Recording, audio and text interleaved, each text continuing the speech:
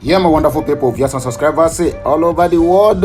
I would always like to use this phrase of Simon Ekpa said, for the latecomers, in case some people who don't know how this journey started, who don't know where Mazi Nnamdi Kanu started, who don't know how he make a kind of a prophecy of what is happening today in the Zoological Republic of Nigeria.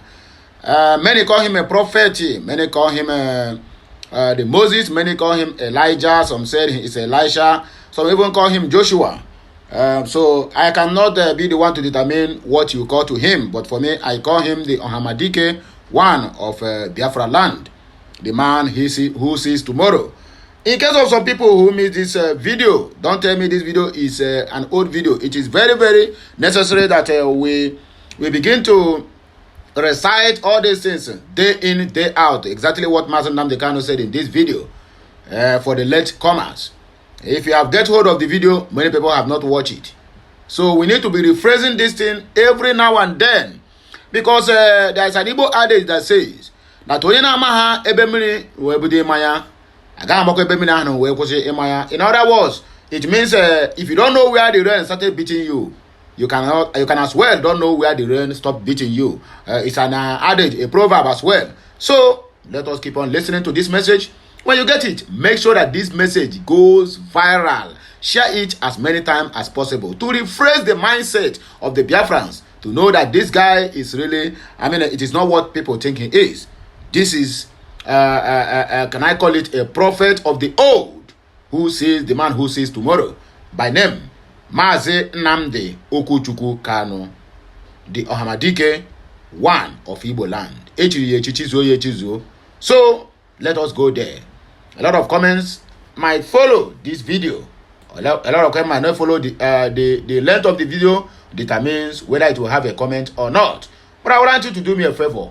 Make sure that this video, even if you cannot do anything, if you cannot subscribe, make sure you share it, let it go viral. Our people need to also be remembering all these wars from our leader, Mazi Nnamdi Kanu, so that it will not be forgotten the same way many of us have forgotten the history of what happens, at the beginning of the Igbos, the Biafrans, and every other thing that accompanies it. So, if you have anything doing, or even if you have anything doing, my dear, spread your ears and also spread your legs.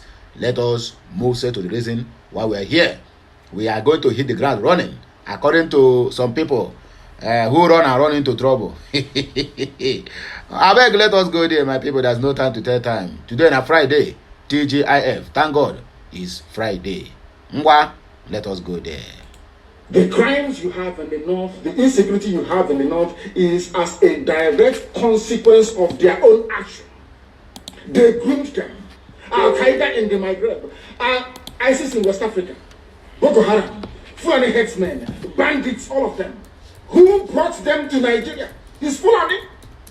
Fulani brought them into Nigeria. El Rufai brought them in. Bauchi State Governor brought them in. Are you people deaf and dumb and stupid? When you come out and you pretend, oh, we are one Nigeria, go and show me. Somebody was asking where is the boundary, where will the boundary of Biafra begin? And I asked the fool, where did the boundary of Nigeria begin? People from Niger come in and go as they like. Most of these idiots are from Niger. They are building a pipeline to Niger. They are building a well line to Niger. They are building roads to Niger. Whereas where the money comes from, which is Biafra land, we don't have those infrastructure. No, we don't. But you're taking our money. You come to Izombe, you come to Onaji, you come to Ebema, you come to Aguleri, you come to Ebony. You take our resources, sell it, get the money, and now you're building a way to Niger Republic, and you want me to be happy with you. Clap for you. Oh, Nigeria is doing well. One Nigeria. I think you are insane. You come to my land, you take our oil, you take our gas, you take our manpower, you take everything, our VAT, our tax that we pay. You are now building a road from Katsina to Niger, airport in Niger, refinery in Niger. You take oil, crude oil from my land, you take it to Niger, you refine it, you bring it back to me as a refined petroleum, or as PPS as you call it. And you're telling me that that country is viable. You're telling me that Nigeria should be supported. We are in one Nigeria. We are not going anywhere. And you're dying every day. Because those that they appointed to speak for you, they gave them money and positions. So that they will come out on the pages of newspapers to give the world the misleading impression that everything is okay when things are not okay. Go through the statements of Ohaneze and see the contradictions in it. Nigeria is not working. We are marginalized. And then you come back and say Nigeria is one. We must stay in it together. Are you not foolish? These are the useless intellectuals that you have. On one hand, you say Nigeria is not working. You're marginalized. You are being discriminated against. You are suffering. They are killing you everywhere. And you come back to the same place and say Nigeria must be one. Had Nigerians gotten together to say they want to be part of this useless contraption, that's entirely their business. I mean, Democrats have subscribed to it. But have you asked yourself this question? Why is it that all those asking you to remain in one Nigeria has something to gain from Nigeria, or they have benefited in the past? Nothing more, nothing less. I saw the letter that Atiku Abubakar wrote to President Biden. In it, Atiku Abubakar said to come and help us fight terrorism, in order to ensure that there will be no regional destabilization. That is their game plan at the U.S. State Department for very many years, until we stepped in. They keep trotting out these lies. Once Nigeria breaks up, there will be destabilization in the entire region. I said it because you don't understand African history. Most of these people are not educated. When I say they say I'm insulting them, no, I'm not insulting you. Most of you are not educated. In Africa, we are tribal creatures in Africa. In Africa, we are tribal creatures in Africa. We always go back to our village where we were born, where our umbilical cord, how long, where it was buried. That's where we come from. That is why every Christmas, Easter, New Year Festival, August meeting, you see us migrating back to where we come from. And I keep saying these things to Africans, they don't understand it. They don't understand it. Everywhere in Africa during Christmas, if you like, be in South Africa, if you like, let it be in Kenya, let it be in Rwanda, everybody from the capital goes to the village. If you go to Accra, the same thing happens. This past Christmas, if you like, go to Cotonou, go to Yaoundé in Cameroon. Everybody living in the capital cities of Africa, they go back to their villages. They go back to their tribes where they come from. Do they do that in the Western world? During Christmas, these people migrating from, oh, I come from Florida, I'm going to Florida. No, you don't. Because people come from where they are born. We come from where our ancestors were born. That is the difference between black people in Africa and those from Europe and other parts of the world. We come from, so if you ask somebody, where do you come from? He or she will mention their village. That is what makes us Africans. Very, very unique. If you destroy that, you're finished as a people. In Africa, we are tribal. First and foremost, we belong to our tribe where we come from. That is why our people need to appreciate this. Very, very critical. That Africa is restructured to recognize where people come from. All these artificial creations by Europeans, Nigeria, this and that, all that rubbish. That is why you can never ever make any progress for the next 6 billion years. You can never ever make any progress in the zoo. Why is it, if we are not tribal, why would the whole presidency come out, Fulani presidency come out and say, we are defending Fulani headsmen? A presidency of the goal of Nigeria, so to speak. It is because by instinct, we are tribal beings in Africa. That is why Nigeria is unsustainable. That is why the man from Ishekiri has to vote to say, this is where I want to belong to. That is why referendum is the only way forward. That is why Africa is poor. Africans must recognize that this is who we are. You cannot live in Lagos if you're an Igbo man. During Christmas, start traveling to Sokoto. It's impossible. You must go to Igbo land. You must. That's where you come from. And if they ask you, oh, but you were born in Lagos, you will say, no, that's where my parents come from. They ask your parents will say, that's where my parents come from. They will keep going back until they get to perhaps the 100th generation. That is who we are. And nobody can change it. We are not born on the streets. Some people were born along Ijora or Kota Highway in Lagos. Maybe they are from Urobo. You ask them, where are you from? They say, I'm from Urobo. But I was born in, but this is where I come from. That is who we are. That is why all these useless, idiotic countries created in Africa cannot survive. It can never ever survive. And how do we stop it? Only a revolution can stop it. Only a revolution. If you like, keep postponing it. If you like, keep putting it off forever and ever. Only a revolution can solve this very problem, because under a revolution, the powers that be, those that are making your life a misery, will be overthrown. Nobody will say it's a coup anymore. It is called popular uprising. Don't let anybody deceive you. Don't let anybody deceive you. And that is why today some soldiers are listening and they are resigning from the army.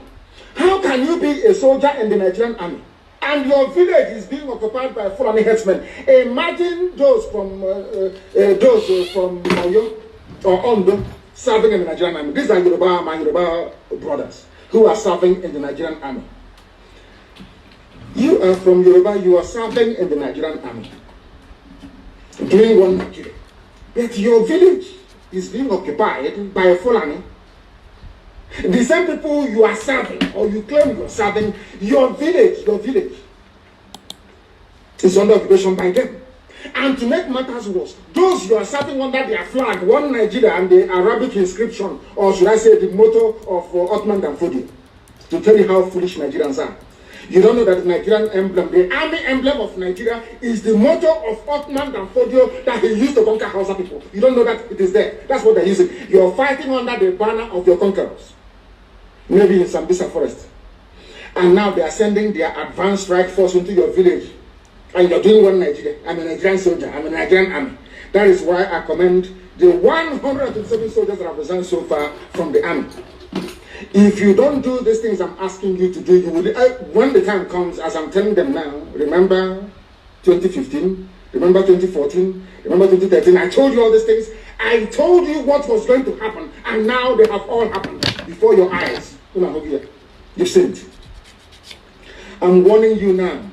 If you're serving in the Nigerian army, and you think you're loyal to Buratai, you think I'm serving my Nigeria is not a fatherland or motherland to anybody. Nigeria is not a motherland or fatherland to anybody. Nigeria is purely a British creation. A British creation. Because if Nigeria was to be a nation or country, there is no way those that call themselves the presidency Asoro can come out to support illegality in Ondo State. Because they know they are doing it for them. Why do you think they want to avenge and revenge for Ahmadu Bello? Why? They knew that Ahmadu Bello and his people, so to speak, were fighting for them. They understood that. At the time, the Hausa people thought that the Fulani was fighting for them, but today it's very clear.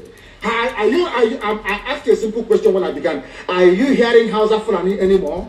No, it's only Fulani, because they have taken over the entire corner. That is one thing you need to understand. People must begin to appreciate this. If you are in the Nigerian army and you're serving the Nigerian army, you are only paving the way for the conquest of your village, the rape of your daughters, and the abduction of your mothers. I'm telling you this. You are in the Nigerian army, yes. But what the Fulani is to overwhelm and to conquer you. I feel sorry for those of you who are so foolish that they cannot reason very well. I don't hear the voice you just heard now is the voice of Ohamadike, the only man who stand and said, my people can never be marginalized again. The only man who came out and said, come rain, come sunshine, that Biafra must stand. The only man who came out and stand and said, instead of we to continue pretending all is well when all is not well, that he can never be a party to that. And he decided that IPOB, or you call them IPOB, Indigenous People of Biafra, must surely stand. That is the person he just had his voice. Not minding that he is being incarcerated by the Nigerian government simply because he has spoiled their initial plan to conquer the zoo, including the southeast. I can tell you the simple truth, my dear. The only reason why they have not conquered the so-called southeast is because of the presence of Indigenous People of Biafra, IPOB. They have done try everything humanly possible, even to the extent of instigating the governors against their own people. But it didn't work out. Anyway, my people, I'll be like saying, here we go take back break. More of these videos will come in your way. But please like, share, comment, and make sure you subscribe to this channel for more and more interesting videos coming your way. My name is the man, Amandi Ana Eze. I'll be right back. Bye for now. Kemesiano.